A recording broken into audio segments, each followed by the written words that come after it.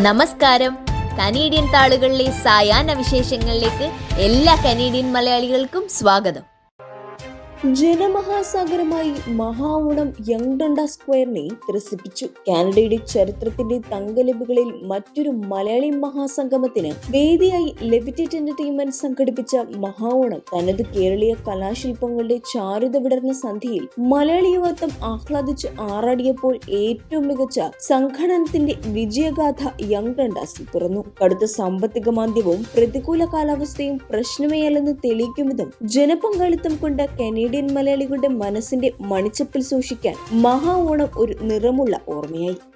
Saint Thomas Malayali association സംഘടിപ്പിക്കുന്ന പൊന്നോണം 2024 September 14 ഉത്രാട ദിനത്തിൽ നടക്കും. മലയാളി സംസ്കാരത്തിന്റെയും പൈതൃകത്തിന്റെയും ആഘോഷമായ Ponnonam 2024 saint and centre 20 Morrison drive, saint Thomas, Ontario N5R 4S6 പരിപാടി നടക്കുന്നത്. പരമ്പരാഗത സംഗീത നൃത്ത പ്രകടനങ്ങൾ, സാംസ്കാരിക പ്രദർശനങ്ങൾ, വ്യത്യസ്തങ്ങളായ മലയാളി പാചക രീതികൾ എന്നിവയുൾപ്പെടെ നിരവധി പരിപാടികൾ പൊന്നോണം 2024 ക്രമീകരിച്ചിരിക്കുന്നു. ചടങ്ങിൽ ഫൊക്കാനയുടെ ബോർഡ് ട്രസ്റ്റി ചെയർമാനായി തിരഞ്ഞെടുക്കപ്പെട്ട ജോജി തോമസിനെയും കാനഡയിലെ അറിയപ്പെടുന്ന സാമൂഹിക പ്രവർത്തകനായ പ്രവീൺ വർക്കിയെയും അനുമോദിക്കും. കൃഷിവകുപ്പ് മന്ത്രി റോബ് ഫ്ലാക്ക് ചടങ്ങിൽ മുഖ്യ അതിഥിയായി പങ്കെടുക്കും. കേരളീയ സംസ്കാരത്തെ അറിയാനും കുട്ടികളെ അറിയിക്കാനും കുടുംബത്തോടൊപ്പം പൊന്നോണം 24 പങ്കുചേരാൻ ഓന്റാരിയോയിലെ സെന്റ് തോമസ് മലയാളി അസോസിയേഷൻ നിങ്ങളെ ഏവരെയും ഹാർദമായി ക്ഷണിക്കുന്നു. മാർക്ക് കാർണി അടുത്ത ലിബറൽ നേതാവാകുമോ? അപ്രീതിക്ക് പാത്രമായി അനിവാര്യമായ നേതൃമാറ്റം ലിബറലുകൾക്കിടയിൽ ഉണ്ടായാൽ ജസ്റ്റിൻ ട്രൂഡോയ്ക്ക് പകരം ആരെന്ന ചോദ്യത്തിന് കഴിഞ്ഞ കുറച്ചു നാളുകളായി കനേഡിയൻ രാഷ്ട്രീയ വൃത്തങ്ങളിൽ പറഞ്ഞു കേൾക്കുന്ന പേരായിരുന്നു മാർക്ക് കാർണി എന്ന മുൻ bank of Canada governor. Liberal task ഫോഴ്സിന്റെ പുതിയ അധ്യക്ഷനായി കാർണിയുടെ പുതിയ റോൾ പാർട്ടി പ്രഖ്യാപിച്ചത് നേതൃനിരയിലേക്ക് കാർണിയെ ഉയർത്തിക്കൊണ്ട് വരിക എന്ന ഉദ്ദേശ ലക്ഷ്യത്തോടെ ആണെന്ന് പരക്കെ വിശ്വസിക്കപ്പെടുന്നതായി അന്താരാഷ്ട്ര മാധ്യമങ്ങൾ റിപ്പോർട്ട് ചെയ്യുന്നു. NDP നേതാവ് ജഗ്മീത് സിംഗ് അത്യാഗ്രഹിയായ രാഷ്ട്രീയക്കാരനാണെന്ന് ഓന്റാരിയോ പ്രീമിയർ ഡക് ഫോർഡ്. 2025 ഫെബ്രുവരിയിൽ സിംഗ് പെൻഷന് യോഗ്യത നേടും വരെയെങ്കിലും ജഗ്മീത് സിംഗ് ഈ സർക്കാരിനെ മറിച്ചിടില്ല എന്ന് താൻ വിശ്വസിക്കുന്നതായും ഫോർഡ് പരിഹസിച്ചു. അവസരങ്ങളുടെ കലയായി രാഷ്ട്രീയത്തെ ഉപയോഗിക്കാൻ NDPയും അതിന്റെ അനിഷേധ്യർ ജഗ്മീത് സിംഗും കാനഡയിലെ ജനങ്ങളെ വിഡ്ഢികളാക്കുകയാണെന്നും ഡക് ഫോർഡ് ആരോപിച്ചു.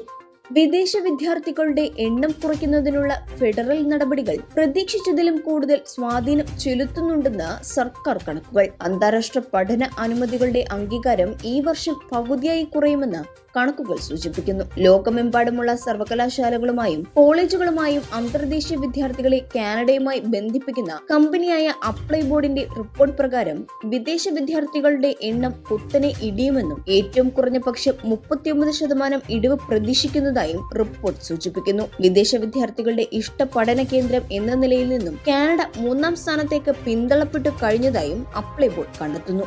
കൊച്ചി കടവന്ത്രയിൽ നിന്ന് കാണാതായ സുഭദ്രയെ കൊന്നു കുഴിച്ചു മൂടിയതായി സംശയം. മൃതദേഹാവശിഷ്ടങ്ങൾ കണ്ടെത്തി. ആലപ്പുഴ കലവൂരിൽ നടത്തിയ പരിശോധനയിലാണ് മൃതദേഹാവശിഷ്ടങ്ങൾ കണ്ടെത്തിയത്. കഴിഞ്ഞ മാസം 4-ാം തീയതിയാണ് സുഭദ്രയെ കാണാനില്ലെന്ന് കാട്ടി മകൻ പോലീസിൽ പരാതി നൽകിയിരുന്നു. മൊബൈൽ ഫോൺ കേന്ദ്രീകരിച്ച് നടത്തിയ പരിശോധനയിൽ സുഭദ്ര അവസാനമെത്തിയത് കലവൂരാണെന്ന് കണ്ടെത്തി. അതിന്റെ പശ്ചാത്തലത്തിൽ കഴിഞ്ഞ 1 മാസത്തോളമായി പോലീസ് അന്വേഷണം നടത്തി വരികയായിരുന്നു. മലയാളത്തിന്റെ പ്രിയ സംവിധായകൻ പ്രിയദർശന്റെ 100ാം ചിത്രത്തിൽ താൻ നായകനാവുമെന്ന് മോഹൻലാൽ. അദ്ദേഹത്തിന്റെ ആദ്യ ചിത്രത്തിലും ഞാൻ ഉണ്ടായിരുന്നു. 100ാമത്തെ ചിത്രത്തിലും ഞാൻ തന്നെ നായകനാകണമെന്ന് പ്രിയൻ ആവശ്യപ്പെട്ടിട്ടുണ്ടെന്നും മോഹൻലാൽ വെളിപ്പെടുത്തി. 3 സിനിമ കൂടി ചെയ്താൽ പ്രിയൻ 100 സിനിമ തികയ്ക്കും. പ്രിയന്റെ ആദ്യ സിനിമയായ പൂച്ചയ്ക്കൊരു മുഖത്തിയിൽ ഞാൻ ഉണ്ടായിരുന്നു. ഒരു സംവിധായകന്റെ 100ാം സിനിമയിലും അതേ നായകൻ അഭിനയിക്കുക എന്ന് പറയുന്നത് ചെറിയ കാര്യമല്ലല്ലോ എന്നാണ് മോഹൻലാൽ ഈ വാർത്തയോട് പ്രതികരിച്ചത്. ഇന്നത്തെ കനേഡിയൻ സായാഹ്ന വിശേഷങ്ങൾ ഇവിടെ അവസാനിക്കുന്നു. ഇത് നിങ്ങളിലേക്ക് എത്തിച്ചത് Polaris dental Brampton, Latha Menon barrister solicitor of Menon law professional corporation, കേരളക്കാരി house Mississauga, Gopinathan Ponmanadiyil, Rudraksha gem expert, Roy George broker of records. ഇവർക്കും നല്ലൊരു സായാഹ്നം നേർന്നുകൊണ്ട് കനേഡിയൻ താളുകൾക്ക് വേണ്ടി ഗാഥാ പ്രകാശ്. കൂടുതൽ കനേഡിയൻ വിശേഷങ്ങൾക്കായി ഞങ്ങളുടെ യൂട്യൂബ് ചാനൽ സബ്സ്ക്രൈബ് ചെയ്യാൻ മറക്കരുതേ.